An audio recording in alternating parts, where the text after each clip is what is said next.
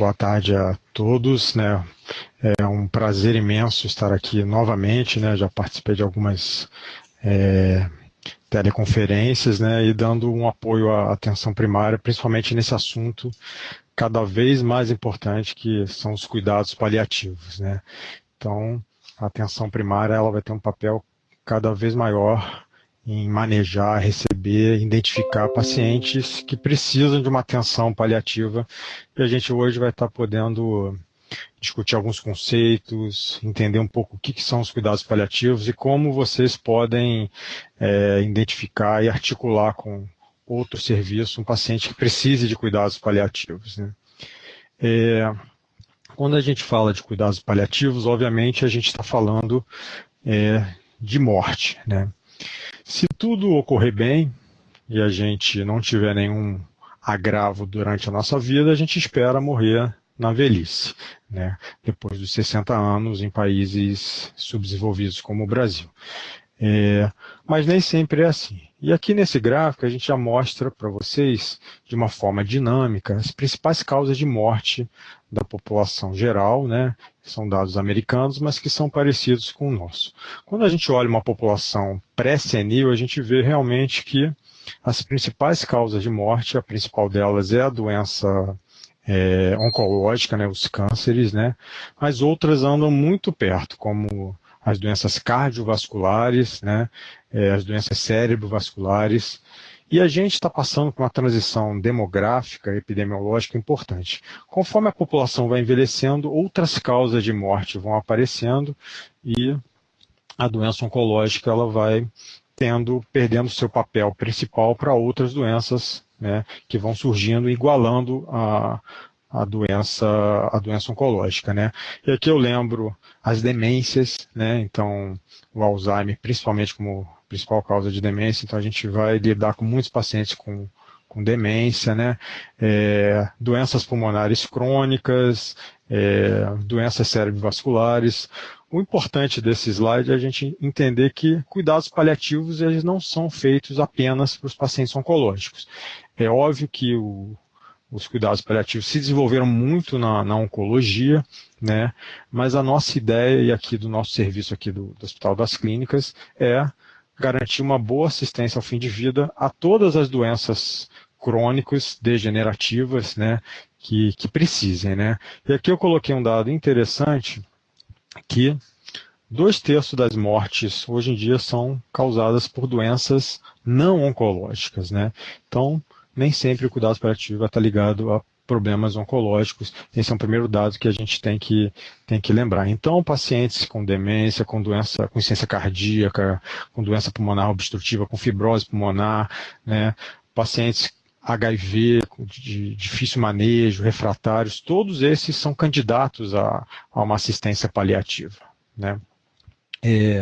Quando a gente fala de morte também, a gente também precisa fazer uma reflexão da nossa sociedade no momento atual que a gente enxerga a morte, né? Há 2, 3 séculos atrás, a morte era um fenômeno totalmente natural, né? As pessoas morriam em casa. E aqui tem alguns gráficos, algumas imagens, né, retratando isso, né, algumas figuras artísticas retratando isso, mostrando esse cenário da morte. A morte acontecia em casa, geralmente havia uma presença de um médico, calmamente, que vivenciava esse processo junto com a família, sempre tinha um representante religioso, né? Então, isso era algo totalmente natural. Com a modernização da medicina, e principalmente com o advento dos hospitais, das UTIs, né, das enfermarias, da incorporação da tecnologia, esse cenário mudou drasticamente. Hoje, né, morrer se tornou algo escondido, né? Onde é que aquela pessoa morreu? Ela morreu dentro de uma UTI, ninguém viu, né?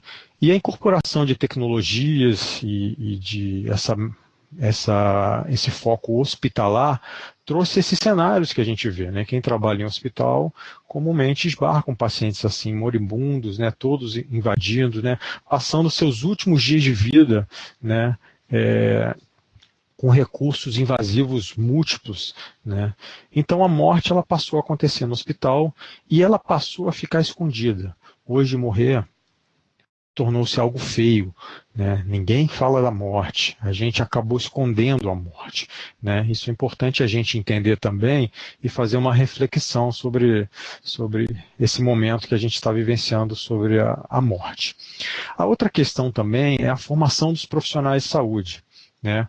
Os profissionais, principalmente o médico, eles são treinados a salvar a qualquer custo, né? Um médico hoje ele vê a morte como um fracasso ainda, um fracasso terapêutico. Ele fica frustrado quando um paciente morre, mesmo aquele paciente em que os recursos não mais vão trazer a vida, né? Então, essa filosofia dentro da educação também precisa ser mudado, né? Na medida que a gente está envelhecendo, está tendo muitas doenças crônicas, doenças com chance de morte, nem sempre morrer vai ser o fracasso, né? Então, esse é um outro cenário que a gente está vivenciando. A outra questão é que, apesar desses recursos de alta tecnologia e hospitalares, quando a gente conversa e pergunta para as pessoas, a maioria das pessoas quer morrer em casa, né? Então, aqui com alguns dados americanos, né? Que 86% dos beneficiários do Medicare americano, idosos e com alguma deficiência física, querem passar os últimos dias na sua casa. Só que isso não é o que acontece. Se lá não acontece, aqui muito menos, né? 25 a 39% acabam morrendo no hospital de cuidados agudos, numa enfermaria, né? 70% são hospitalizados nos seus últimos 90 dias de vida, né?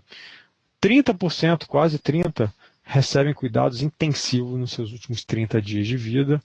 Muitos experimentam transições, ou seja, transferência de uma unidade para outra, né? E poucos têm acesso ao hospice. Quando a gente fala hospice, é uma unidade que existe muito na Europa e nos Estados Unidos, que é uma unidade para receber pacientes que estão em fim de vida, com foco no controle dos sintomas, com foco de humanização, né? Então, esse cenário é parecido no Brasil, né? E quando a gente fala de qualidade de morte, esse assunto parece estranho, mas é esse o termo mesmo, o Brasil, ele ocupa, talvez, aqui nessa pesquisa, um dos piores países para a gente morrer, né? Ele está aqui na frente de Uganda, 38º de 40, né? Ou seja, mas o que é uma péssima qualidade de morte? Morrer ruim é morrer com sintomas não controlados, com dor, com dispneia e outros sintomas. É morrer com situações pessoais não resolvidas, questões familiares, de filhos, né? É morrer longe da família. Tudo isso e outros indicadores vão indicar que o Brasil, a pessoa pouco tem condições de decidir sobre os últimos dias da sua vida. Isso também é importante a gente fazer essa reflexão, porque é uma fase importante do ciclo de vida. E essa é a racionalidade do cuidados paliativos, né? A gente vai morrer mal porque a gente controla mal os sintomas, e aqui eu coloco um dado gritante que a gente tem visto na literatura, que a maioria dos pacientes morrem com dor, muitos com dor não controlada, né? A comunicação dos profissionais e os pacientes ainda é muito ruim. A gente sabe pouco das preferências do paciente. O que aquele senhor que vai para o hospital, o que ele queria? O que era importante para ele? Como ele queria passar os últimos dias de sua vida? Será que ele queria ir para uma UTI, ser entubado, né? Aí vem um papel também da atenção primária, da gente conversar precocemente com essas pessoas, né? De registrar isso, né? E aqui, os recursos mal gerenciados, ainda estamos vivendo problemas de recursos, né? O Brasil ainda tem problemas graves de gerenciamento de recursos na saúde. Então, dar recursos de alta complexidade a um paciente que não tem um prognóstico, que não vai se beneficiar daqueles recursos, que a gente vê isso todos os dias aqui no hospital terciário, como o Hospital das Clínicas, né? Gerenciar mal o recurso. Talvez a gente está deixando de dar o recurso para quem realmente precisa, e num país que a gente vai ter que pensar muito seriamente nas questões econômicas se a gente quiser sobreviver. Esse é um cenário que traduz um pouco essa ideia, né, que a gente vê muito no hospital, que é manter vivo a qualquer custo um paciente, o que a gente chama de distanásia, né, um paciente moribundo que já não tem prognóstico, né, e ele é mantido vivo por tubos, equipamentos, né? E aí a pergunta para a gente refletir, né, o cuidados paliativos, para a gente começar a falar de cuidados paliativos, a gente tem que fazer uma reflexão em cima do que é importante para a gente, para os nossos pacientes, né? Isso é qualidade de vida, né? Isso, ficar no hospital, morando no hospital, dependente de recursos, né?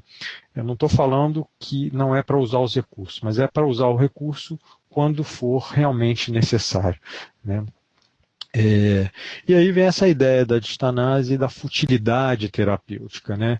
Futilidade terapêutica é usar procedimentos e ações desproporcionais ao momento, estágio da doença ou à vontade prévia do indivíduo. Se o paciente tem uma doença avançadíssima, né, e usar recursos que não vão devolver e não vão tratar aquela doença, não vão devolver o status funcional basal dele, eu talvez esteja usando mal os recursos, né? E muitos recursos são invasivos, proporcionam dor, proporcionam sofrimento, né? Então, a futilidade terapêutica se fala de usar esses recursos mal, de prolongar a vida, de prolongar o processo de morrer. A morte é algo natural, né? E assim aumentar o sofrimento e deixar uma marca no familiar. Alguém que acompanha um paciente, um familiar que morreu, ele pode realmente ele vai ter toda a influência de como o seu familiar morreu. Se ele morreu mal, sofrendo com dor, ele vai achar que a morte ela é ligada a sofrimento, a dor, né? Mas isso pode ser diferente. Para isso existe o cuidados paliativos. Então, o que são os cuidados paliativos, né? Essa é uma cartilha da Sociedade Brasileira de Geriatria e Gerontologia, que está disponível no site, é gratuita, né? Feita junto com a Academia Nacional de Cuidados Paliativos. É uma cartilha muito simples que explica um pouco a proposta e o que são os cuidados paliativos, né? Para a gente começar a incorporar esse conhecimento, independente aonde a gente atua.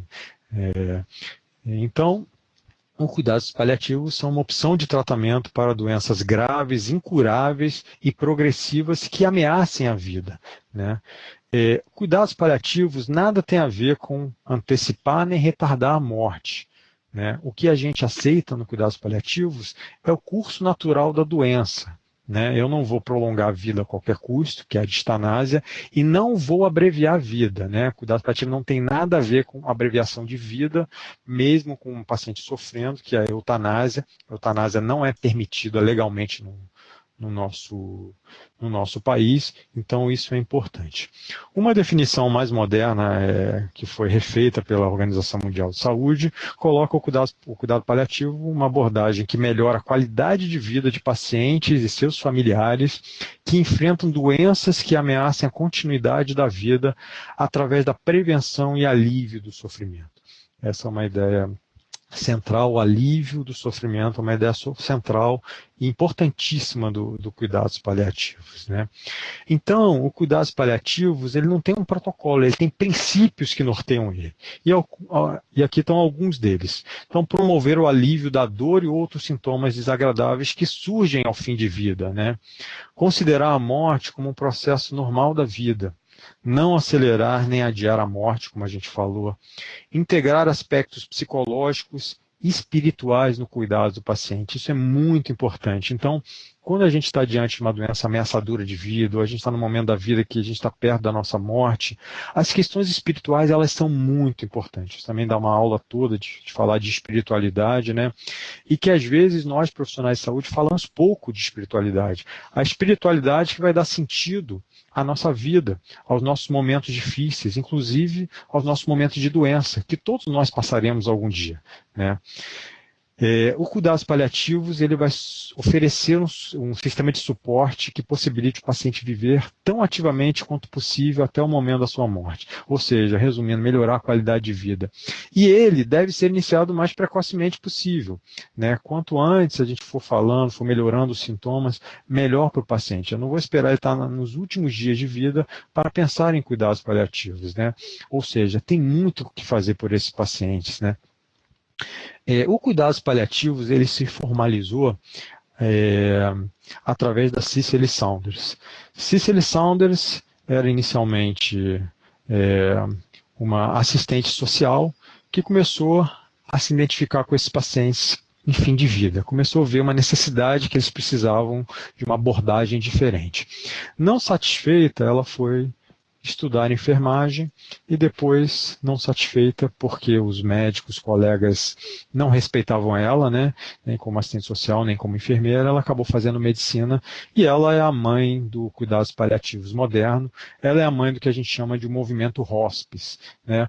O movimento hospice, ele pegou uma ideia da Idade Média, das hospedarias ligadas muito à Igreja Católica, às instituições religiosas, que tinham um lado muito humanizado de acolher doentes em fim de vida, né, com uma ideia científica, né, de manejar de forma científica, de forma adequada esses pacientes, criando o que a gente chama de movimento hospice, né, e baseado nessas três premissas, uma atitude compassiva, humanizada, uma aptidão profissional, ou seja, cuidados paliativos, a gente tem que ter conhecimento, a gente tem que agregar conhecimento e aptidões para poder atuar, né, habilidades, e a gente tem que também ser organizado, ter um sistema organizacional, né, setores, como a gente vai fazer, estratégia para poder atuar no cuidados paliativos, né.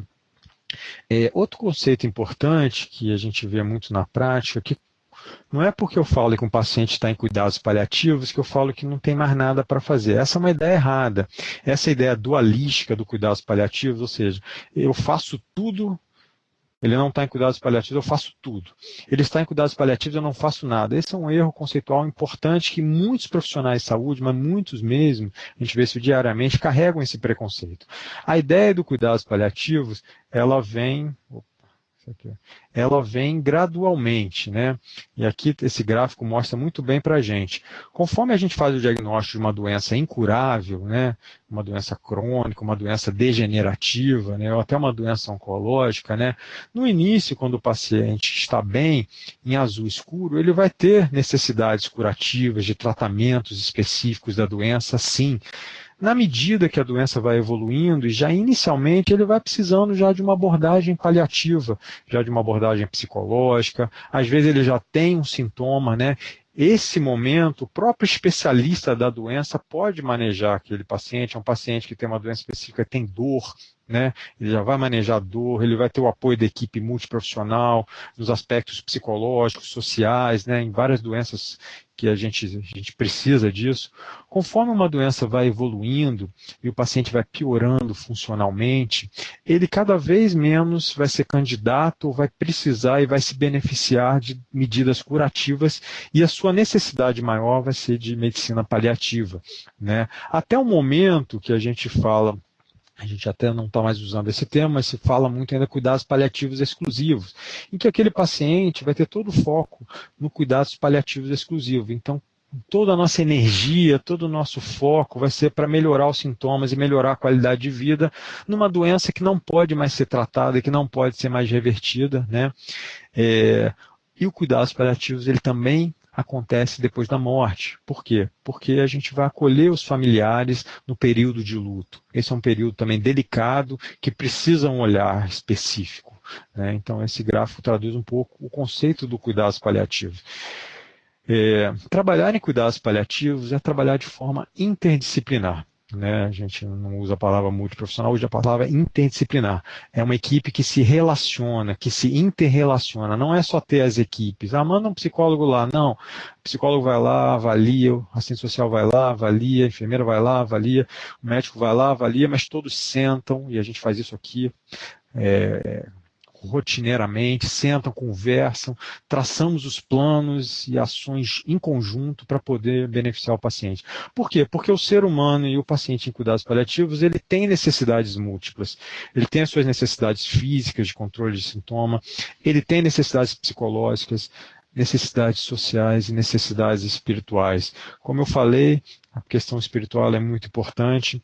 Em alguns serviços de cuidados paliativos existe o papel do capelão, que vai dar esse conforto focado na religião e nos valores do paciente, né? E aqui vem uma crítica, um cuidado que a gente tem que ter nesse momento que a gente tem visto. Tomar cuidado com a medicalização do sofrimento, né? Hoje a gente tem muito remédio, muito psicotrópico, então todo mundo ganha remédio. Mas esse olhar da equipe, esse olhar multidimensional, é o que a gente preconiza tanto na geriatria como nos cuidados paliativos, né? Outro conceito importante que não dá para falar de cuidados paliativos sem acolher a família. Então, o familiar, ele está sofrendo também quando um parente tem um diagnóstico de uma doença que possivelmente vai causar morte, né? Então, os dois têm que ser acolhidos, o que a gente chama unidade terapêutica. E eu coloquei mais um componente aqui que a gente tem visto como equipe de cuidados paliativos aqui no hospital, que muitas vezes a equipe assistente também não está preparada para lidar com cuidados paliativos e ela sofre com a perda do paciente. Então, ela também precisa ser acolhida de certa forma, né? Ela precisa compreender que ela também tem dificuldade de lidar com a morte, né? Mas, basicamente, quando a gente tiver um paciente paliativo, esses dois são obrigatórios serem acolhidos e fazem parte do nosso foco de abordagem e intervenção. Quando a gente fala de evidências científicas, aqui eu trouxe um estudo só para reforçar que o cuidados paliativos ele já está bem estabelecido. Esse é um estudo bem tradicional de pacientes com câncer de pulmão. Quando a gente pegou pacientes nesse estudo, pacientes com câncer de pulmão, com tratamento de quimioterapia, e se comparou dois grupos, os dois recebendo quimioterapia, um recebendo cuidados paliativos, outro só recebendo o tratamento convencional com quimioterapia, o que se viu? Que os pacientes que receberam, além da quimioterapia, né, naquela ideia de que você pode fazer as duas coisas ao mesmo tempo, dependendo do perfil do paciente, esses pacientes que receberam também cuidados paliativos, eles, além de terem seus sintomas melhor controlados, dor, angústia, ansiedade, insônia, chamou a atenção que esses pacientes viveram mais, né? E isso já foi visto em outros trabalhos, né? Mostrando que o paciente, quando está com melhor qualidade de vida, ele briga mais pela vida, ele vive, né? Ele vive melhor. Não é o fim do cuidados paliativos, mas chamou atenção isso, né? Se o cuidados paliativo fosse uma quimioterapia, seria a melhor quimioterapia do mundo, porque melhoraria os sintomas e aumentaria a sobrevida, né? Então, o cuidados paliativos ele tem a sua evidência científica, né, já bem estabelecido. E aí, pensando também um pouco na atenção primária e nós também que fazemos cuidados paliativos e somos da área do envelhecimento, a gente está passando por uma mudança conceptual muito grande no cuidados paliativos. Como a gente via, o cuidados paliativos ele estava muito focado no paciente oncológico. Agora, essas dimensões elas estão mudando. E aqui tem um exemplo muito bem do que vai ser o cuidados paliativos do século XXI, né? No século XX, esse era um perfil um pouco do paciente paliativo. Era um homem com 63 anos, aqui um exemplo, casado, e ele estava sendo cuidado pela sua esposa, e ele tinha uma doença oncológica, ele tinha um câncer de pulmão. Ele vai para um hospital, interna no hospital nos seus últimos dias de vida, né? Morre em 7 semanas. Né? Se ele tiver sorte, ele ia para uma unidade que tivesse uma unidade de cuidados paliativos, que ainda é raro, né? E ele era chamado de doente terminal ou paliativo. Esses conceitos estão mudando bastante e o que a gente o próprio termo cuidados paliativos está sendo questionado, a gente está trabalhando com a ideia da atenção paliativa, né? Ou seja, qual o perfil hoje dos pacientes que precisam de cuidados paliativos? São pacientes mais idosos, né? Aqui um outro exemplo, uma mulher, 82 anos, as mulheres vivem mais, é uma viúva, que é uma situação bem comum nas mulheres, ela geralmente é cuidada por um dos filhos, a filha. Ela, além de uma doença grave, ela tem muitas doenças crônicas, é um paciente de difícil manejo, né? E ela tem uma demência e ela tem uma dependência, ela já tem comorbidades geriátricas, né? Essa paciente geralmente é atendida em domicílio, e aí o papel também da atenção primária, que vocês vão ver muito desses pacientes, né, com grave declínio funcional e com problemas geriátricos como demência, né? Ela vai viver 14 meses, ao contrário do outro paciente oncológico, que acaba vivendo menos, né? E aí a gente começa a trabalhar esse termo de atenção paliativa, né? Uma atenção mais crônica, né? Ou enfoque paliativo. Então, o que é a atenção paliativa, né? Então, a atenção paliativa refere-se a esses pacientes que estão envelhecendo com múltiplas doenças crônicas, né? Que vão avançar, né? Então, refere-se a cuidar desses pacientes e seus familiares. Refere-se a planejar de forma antecipada as decisões, quanto antes, melhor. Refere-se a melhorar a qualidade de vida desses indivíduos. Num modelo contínuo e longo de cuidados, né? O paciente oncológico, às vezes, quando ele entrava num processo mais avançado, ele morria rápido. Os pacientes com doenças crônicas que vão avançando, por exemplo, a demência, às vezes eles vivem muito tempo. Então, a gente tem que ter um modelo de atenção contínua que o hospital não tem essa resposta. A atenção primária tem essas ferramentas, né? De manter uma atenção contínua e específica em cima desses indivíduos. Atenção precoce, integrada e interdisciplinar sempre, né? E aí um pouco o papel da atenção primária nesse novo modelo do cuidados paliativos que a gente chama de atenção paliativa. Identificar precocemente pessoas sobre o risco e com doenças elegíveis em situações elegíveis. Detectar a piora da qualidade de vida. O indivíduo que está tendo deteriorização da sua qualidade de vida, ele merece ser abordado para a gente tentar melhorar a vida dele, né? Ser um mediador de comunicação com a família e o paciente, entender os valores do paciente, os valores da família, o que são importantes para eles, né, como unidade terapêutica. Fazer um plano terapêutico individualizado, específico, né, não fazer uma coisa geral para todo mundo. A gente pode tratar doenças iguais de forma diferente, porque os pacientes são diferentes. Aí vem o papel da atenção primária também, de discutir a diretriz antecipada de vontade, como muitas vezes vocês vão lidar com o paciente antes que ele esteja a doença muito grave, vocês vão poder identificar o que ele quer quando a doença estiver numa fase avançada ou quando ele não puder mais tomar as decisões, ele perder a sua autonomia. Quem ele quer que tome essas decisões? O que ele quer, né? Acionar mecanismos comunitários específicos para melhorar a qualidade de vida, né? A atenção primária pode ajudar nas decisões conjuntas, por exemplo, quando interna um paciente com uma doença grave que vem para o hospital, às vezes a equipe do hospital não conhece as peculiaridades da família, do paciente, as vontades, né? Ter uma ponte com a atenção primária é muito importante, né? Com aqueles profissionais que cuidam daquele paciente de forma contínua. Eles vão trazer informações valiosíssimas dos desejos ou da própria doença, que o médico que está num cenário agudo, na UTI, no pronto-socorro, numa enfermaria de agudo, ele não vai saber dessas informações e vai ajudá-lo a tomar decisões, né? Acompanhar sempre o luto dos familiares quando o paciente virar óbito. Esses são alguns pacientes que merecem atenção paliativa. Eu botei uma lista aqui grande, né? De uma forma geral, as doenças crônicas degenerativas, elas têm ter um olhar já, uma atenção para esses pacientes, pacientes oncológicos, pacientes com doença pulmonar obstrutiva crônica ou outras doenças pulmonares crônicas que progridem, como fibrose pulmonar, as pacientes com doença, cardiopatias, principalmente pacientes com insuficiência cardíaca, que vão avançando, vão piorando, né? Pacientes com doenças neurológicas, demência, esclerose lateral amiotrófica, esclerose múltipla, Parkinson, né? Os pacientes com demência, pacientes com cirroses graves, né, avançadas, pacientes geriátricos que mesmo sem nenhuma doença específica são frágeis, né? Enfim, todos esses cenários merecem que a gente tenha já um olhar e fique atento a esses pacientes, porque eles vão ter um declínio progressivo e funcional. A outra questão é entender as doenças, né? E que cada doença tem um prognóstico.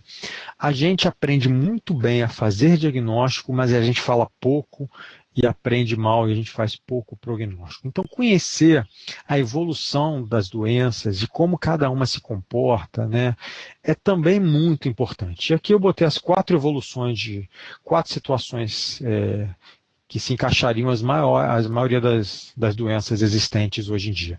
A primeira é a morte súbita, né? A pessoa está bem e de repente, por algum motivo, ela morre. A gente não vai falar muito dela.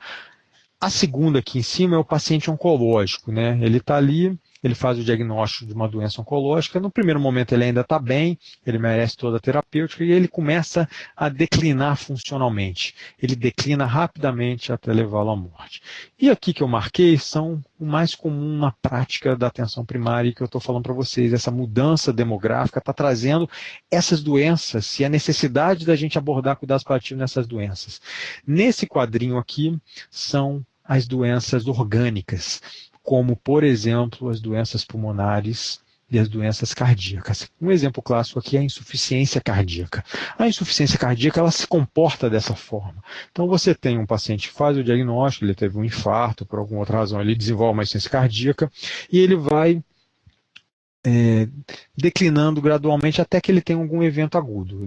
Algum motivo ele piora e ele nunca vai voltar para o patamar que ele estava antes funcionalmente. Cada vez que ele piora, ele agudiza, ele interna, ele volta um pouquinho pior.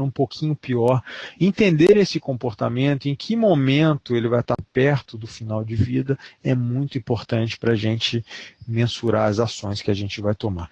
E esse aqui é o que a gente tem visto muito nos pacientes geriátricos e nos pacientes com demência.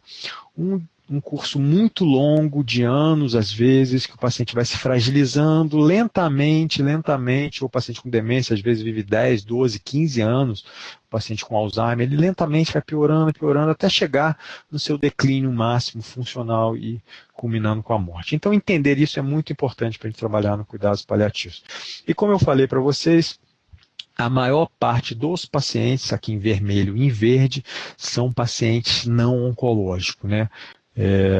Cerca talvez um pouco menos de 1/3 hoje em dia dos pacientes que estão morrendo são oncológicos. São doenças importantes, complexos, graves, que precisam muito do cuidados paliativos, mas a gente tem que abrir o olho para esses outros pacientes. Aqui no nosso hospital, cerca de 50 e pouco por cento dos pacientes que a gente acompanha têm doença oncológica. Os outros todos são doenças não oncológicas, né?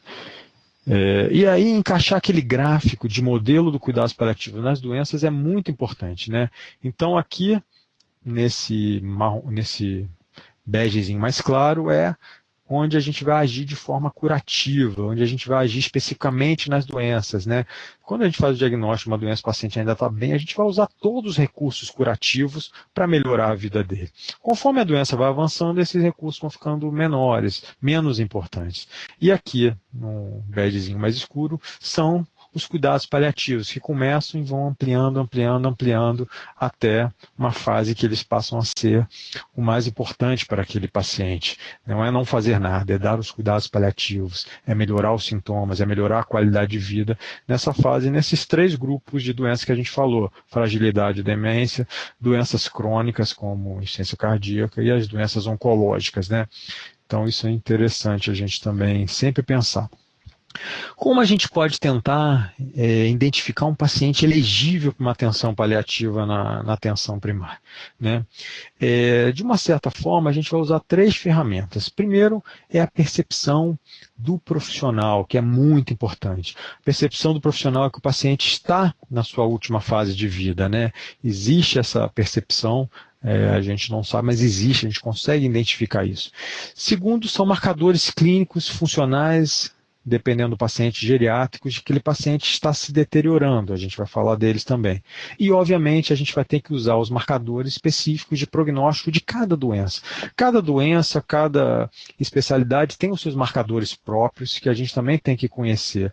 Integrar esses 3 aspectos, a gente consegue identificar um paciente que está precisando de atenção paliativa de forma mais contínua e mais de perto, ou seja, que está entrando talvez no seu último ano de vida, né? Então isso é importante. De forma subjetiva, o profissional ele consegue identificar isso. E para isso, a gente tem uma pergunta emblemática que a gente usa em cuidados paliativos, né? Para traduzir essa ideia que a gente consegue perceber que aquele paciente está perto da sua finitude. Você se surpreenderia se esse paciente morresse em 6 meses a 1 ano? né? Então, muitos dos pacientes, se vocês estiverem acompanhando, pacientes graves, vocês vão em casa, que estão internando toda hora, voltam para a atenção primária, façam essa pergunta, você se surpreenderia? Né? Vocês vão ver que muitos deles vocês não vão se surpreender se eles morrerem. E se vocês verem na prática, eles acabam morrendo, né?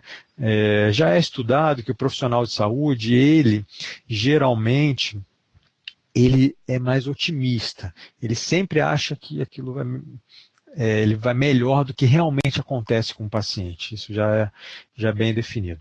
Aqui tem um fluxograma que a gente tem trabalhado essa ideia, esse algoritmo espanhol, né, ainda não está validado no Brasil, mas traz um pouco de uma ideia de que a gente possa tentar identificar esses pacientes. Então, o que a gente pode fazer? Se perguntar diante dos nossos pacientes se você se surpreenderia se esse paciente morresse nos próximos meses, semanas ou dias. Se você falar, não, eu não me surpreenderia, você já está praticamente definindo que esse paciente tem uma necessidade de uma atenção paliativa, né? Se você fala assim, eu não sei, talvez, né? Você vai perguntar, ele tem indicadores gerais, clínicos, que ele está declinando? Se você responder sim, você também já detecta um paciente que precisa de uma atenção, um olhar paliativo. Se você falar, tá, não sei se ele tem esses marcadores, será que ele tem marcadores da sua doença, específicos da sua doença, que estão demonstrando que a doença está entrando numa fase avançada? Se ele responder sim, atenção paliativa, né? Se não, a gente vai manter uma avaliação rotineira para tentar identificar. Então, um paciente que a gente perceba que está na sua finitude, tanto do ponto de vista do profissional, quando a gente tem indicadores clínicos ou indicadores específicos positivos, a gente começa a dizer que esse paciente precisa de uma atenção paliativa. Isso não quer dizer que a gente não vá fornecer tratamentos e diagnóstico. Das paliativos não é isso. Se precisar, a gente vai fornecer os tratamentos, vai fazer os diagnósticos, né? Isso é importante a gente diferenciar. Aqui são alguns marcadores gerais de declínio que valem para todas assim, doenças, obviamente cada uma com a sua especificidade, né? Mas, por exemplo, é muito comum quando as doenças avançam, na maioria delas, haver um comprometimento do estado nutricional. Isso acontece no câncer, com a caquexia, isso acontece na demência, acontece na insuficiência cardíaca. Então, a deteriorização nutricional pode ser um indicativo de mau prognóstico desses pacientes com essas doenças, né? A perda funcional ela é muito importante. Aqui algumas escalas, né, que avaliam capacidade funcional, né, mas aquele paciente já não faz mais aquilo que ele fazia antes por conta da sua doença. Era um paciente que saía, fazia, resolvia tudo. Ele não, ele está tão doente que ele não consegue mais sair de casa, que ele fica cansado, ele tem sintomas, ele está muito fraco. Isso também é um indicador de mau prognóstico. O declínio cognitivo, né, as escalas específicas de capacidade funcional, quando entra numa fase mais avançada, e a gente vai falar especificamente de um primo do Karnofsky, um modelo que a gente tem usado, né, para avaliar a capacidade funcional em cuidados paliativos. Quando esse paciente, muitas vezes idoso, tem outros problemas geriátricos múltiplos, né, ele faz delírio, ele já tem uma úlcera de pressão, disfagia, infecção de repetição, o paciente está caindo por fragilidade, né, sintomas persistentes, ele tem dor, ele tem debilidade, anorexia, né? Sintomas não melhoram, né? As questões psicossociais, ele tem dificuldade de se adaptar àquela situação nova dele, né? Uma vulnerabilidade social que a gente vê muito ainda no Brasil, né? Uma pessoa vai ficando dependente, não tem quem cuide, né? Aquele indivíduo começa a ter várias doenças ao mesmo tempo, é um paciente complexo que precisa um olhar paliativo, né? E um paciente que está usando muitos recursos, interna muito, né, muitas intervenções, ele interna várias vezes em 6 meses, esse também precisa de um olhar e ele está indicando que ele precisa talvez de uma atenção paliativa, né. Essa é a escala que eu falei para vocês, que é prima do Karnofsky, que a gente avalia a capacidade funcional dos nossos pacientes. Obviamente é uma escala específica, mas só eu queria trazer a ideia que a avaliação da capacidade funcional, tanto na geriatria como em cuidados paliativos, ela é uma ferramenta fundamental para a gente avaliar esses pacientes. Na medida, essa escala vai de 0 a 100, na medida que a doença e qualquer doença avance, o paciente vai piorando funcionalmente. De tal forma que a gente pode dizer que com graves perdas funcionais, esse paciente vai viver muito, né? Esse é um critério, inclusive, usado para admitir pacientes nessas unidades que tem fora do país, como os hospices que eu falei, né, que está começando agora no Brasil, que são unidades para acolher pacientes em fim de vida, né. Então, quando essas escalas estão abaixo de 50, já indica que talvez o paciente já tenha menos de 6 meses de vida, precise de cuidados paliativos, né.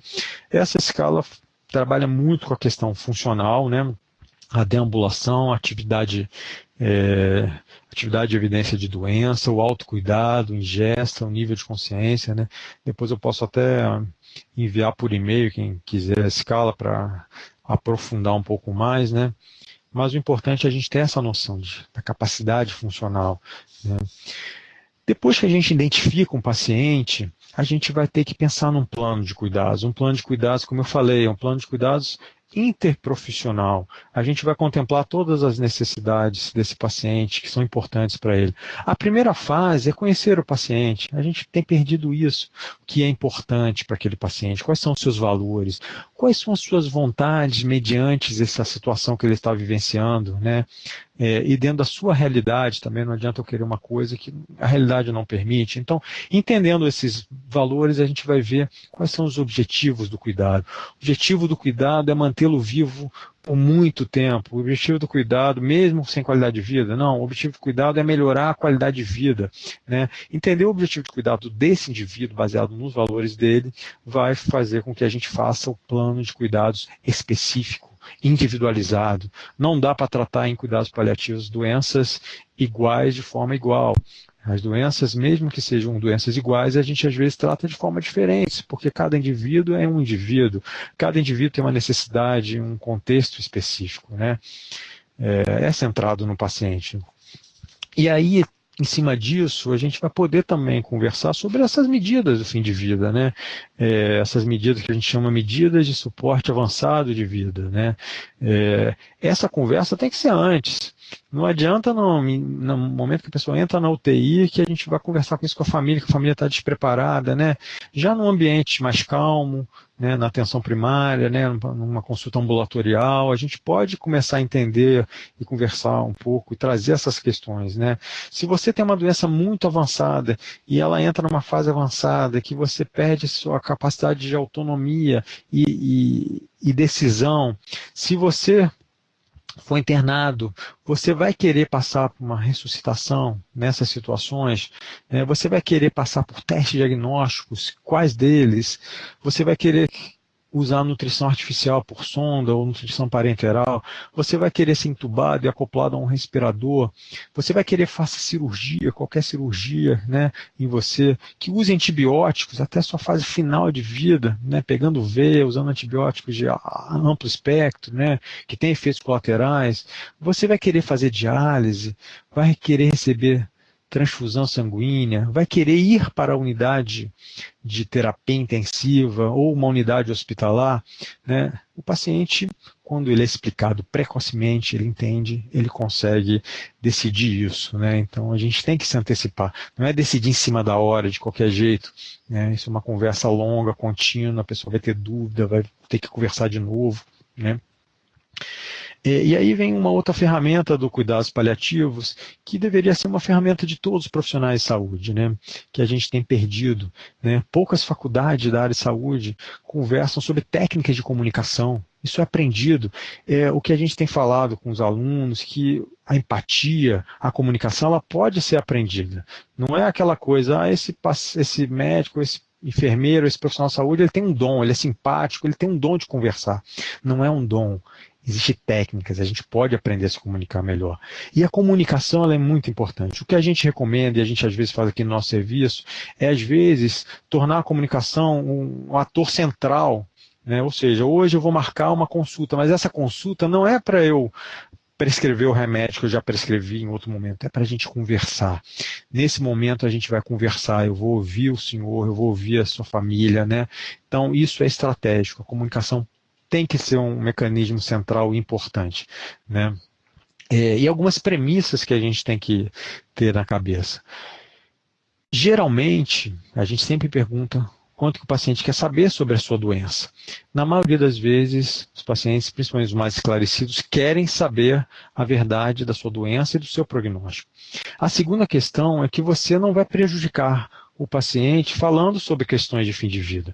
Não, eu vou falar para ele que ele tem uma doença avançada, vou piorar tudo. Não necessariamente. Óbvio que ele vai ter um momento de ficar triste, mas depois ele vai elaborar, e a gente vai ajudá-lo a elaborar isso com a equipe, se precisar do psicólogo, né? A ansiedade é importante, tanto para o paciente, para o familiar e como para o profissional. Nós somos seres humanos, nós estamos ali, a gente vai ficar ansioso de falar de comunicar uma má notícia, né? De falar de um prognóstico, de decidir a vida de alguém, né? E os pacientes têm metas e prioridades além de viver mais tempo. Aprender sobre elas capacita você a fornecer o melhor cuidado ao paciente. Tem coisas que são muito individuais, a gente vê no dia a dia, né? Que se a gente não souber, por exemplo, o que aquele paciente quer, a gente não vai poder ajudá-lo. E que são coisas que estão muito longe da esfera médica, são vontades próprias, são reconciliações com família, com filhos, né? São importantes. Dar aos pacientes a oportunidade de expressar medos e preocupações também é terapêutico, aquilo conforta, né? O que você conhece, algumas perguntas chaves que a gente pode fazer. O que você conhece ou sabe sobre sua doença? Como você vê a doença e a sua evolução? Do estado que você está, quais são as suas preocupações? O que te preocupa? Não é o que preocupa o médico. O que te preocupa? O que ajudaria você a lidar com essa situação? O que a gente pode fazer por você? É uma pergunta que a gente sempre faz. O que eu posso fazer por você? Né? O que você gostaria de melhor? O que você espera da equipe também? Né? Fazer esse alinhamento é muito importante. E, obviamente, identificar de forma contínua os sintomas. Essa é uma escala de Edmonton que a gente trabalha, mas assim, eu trouxe essa escala só para lembrar que a gente tem que avaliar continuamente os sintomas dos nossos pacientes, né? O senhor tem dor, o senhor tem dispneia, o senhor tem uma náusea, o senhor está constipado, o senhor está com dificuldade de dormir, né? Qualquer coisa que incomode ou atrapalhe a sua qualidade de vida merece ser conversado, merece ser abordado e pode e deve ser tratado, né? Essa é a ideia de identificação de sintomas. Como eu falei, a dor é o principal sintoma, os pacientes ainda morrem com dor, porque às vezes o foco das equipes assistenciais, principalmente no hospital, não é a dor, o foco é dar o antibiótico, é tratar a doença, tratar as complicações, e ele às vezes bota a dor no finalzinho, ele trata a dor mais ou menos, né? Aqui a escala da OMS de manejo da dor, né? Uma dor leve, moderada ou grave, que são algumas drogas, né? Só para a gente saber que existem estratégias, né? Uma dor leve, a gente pode usar um paracetamol, uma dipirona, né? De horário, né? Não, se o paciente tem dor continuamente, não adianta dar remédio SOS. Se ele tem dor diária toda hora, ele tem uma doença que causa dor, ele tem que tomar um remédio de horário. Existem alguns lemas, a gente pode até trazer um dia essa discussão de dor em cuidados paliativos, que dá uma aula inteira, né? Para a gente não esquecer de manejar muito bem a dor. Uma outra coisa, um recurso simples que a gente tem usado aqui no hospital, que gerou muita polêmica, mas é uma via maravilhosa e ela é um pouco a cara do cuidados paliativos, é o acesso subcutâneo, né? Quando a gente pega os pacientes em fim de vida, muitas vezes muito debilitados, desnutridos, muito idosos, caquéticos, a gente não consegue pegar veia, né? É difícil, eles não estão mais tolerando a via oral, eles estão muito sonolentos, né? Então a gente usa essa ferramenta que são a gente fez uma oficina, né? São 2 profissionais da nossa equipe que a gente funcionou. É uma viazinha que fica debaixo da pele, indolor, simples, e eu estou falando dela porque essa via a gente usa também muito em domicílio, né? Então, por que não a gente pensar, né, dos nossos pacientes na atenção primária se precisar? E é uma via que a gente pode hidratar, pode usar analgésico, pode usar morfina, pode usar dipirona, né? Pode usar muitas coisas, cada vez mais, inclusive antibióticos, né? Alguns não para fins terapêuticos, mas para manejo de sintomas, né? Cada vez mais a gente está se familiarizando com uma via simples, confortável e indolor dos pacientes. E eu trouxe ela porque ela é uma cara dos cuidados paliativos. Outra questão que eu também quero trazer, né, porque a gente fica muito forçado a falar, não, todo mundo tem que morrer em casa. Morrer em casa, para a gente começar a já fechar o raciocínio, e vocês, na atenção primária, têm a chance de ver pacientes em domicílio, né? Morrer em casa é para é muito bom, mas para poucos, né? Então, se você tem um conforto, né? Morar em casa é confortável, é um ambiente pessoal, é a sua família, né? É o seu universo que está ali, né? Você pode ter a presença dos familiares. É muito comumente o paciente quer morrer em casa. Aqui no hospital a gente vê o que o senhor gostaria. Eu gostaria muito de ir para casa. Porém, não é simples esses pacientes complexos, e a gente tem visto essa dificuldade, não é simples morrer em casa. Os sintomas são mais difíceis de manejar do que um ambiente hospitalar, por questão de acesso, de vias de administração, né, de medicação. Alguns sintomas são difíceis de manejar, né, fora do hospital, como a dispneia, né. Os familiares, às vezes, se eles não forem bem abordados, vão sentir impotência, aquilo pode deixar uma marca negativa, né? Pode gerar um luto complicado, gerar angústia, e também uma pouca habilidade, às vezes, dos profissionais que estão lidando com esse paciente, lidar com pacientes complexos. Mas tudo isso pode ser aprendido e pode ser melhorado, né? E eu acho que a atenção primária ela tem esse papel também de cada vez avançar mais nesse cenário do domicílio, né?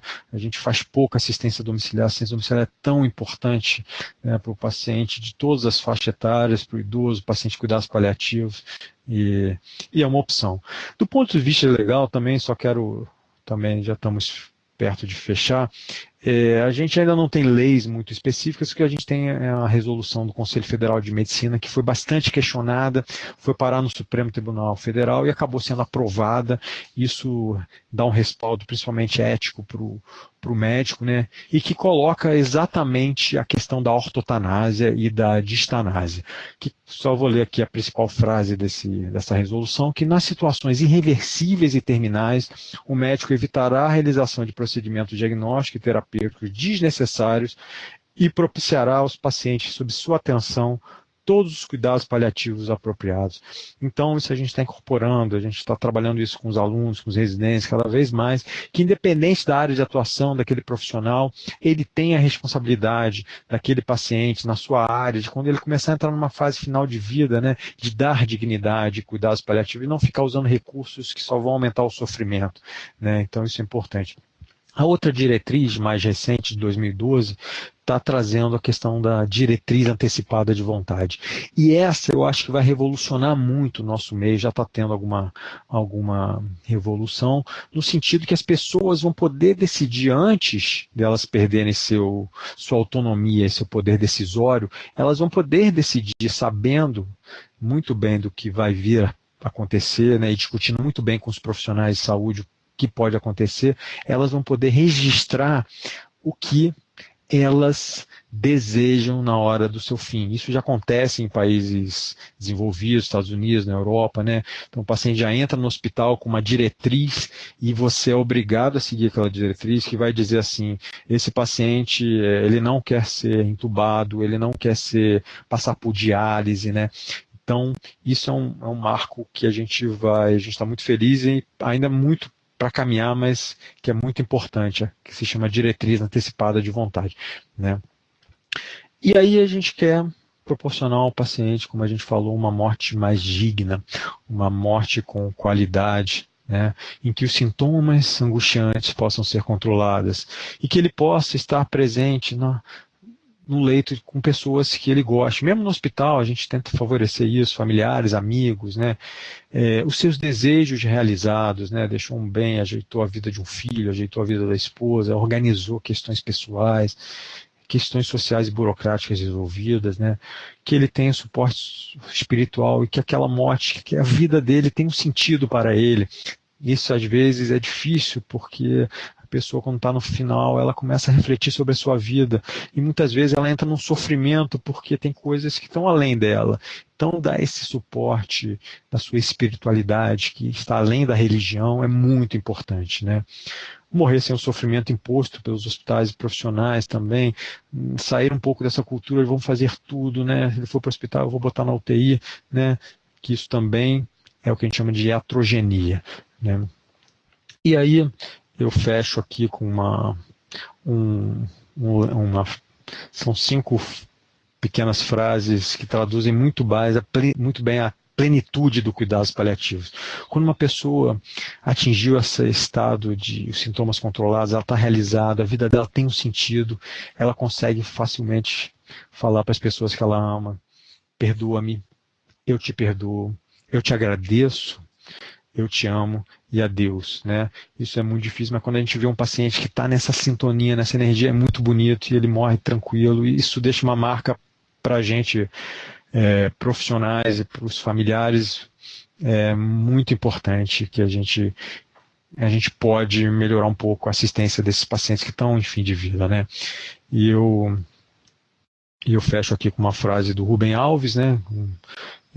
Que eu gosto muito também. Houve um tempo em que nosso poder perante a morte era muito pequeno, e por isso os homens e as mulheres dedicavam-se a ouvir a sua voz e podiam tornar-se sábios na arte de viver. Hoje nosso poder aumentou. A morte foi definida como inimiga a ser derrotada. Fomos possuídos pelas fantasias onipotentes de nos livrarmos do seu toque. Com isso, nos tornamos surdos às lições que ela pode nos ensinar. Eu fecho aqui, agradeço. Estou totalmente disponível a perguntas, e qualquer esclarecimento. Obrigado.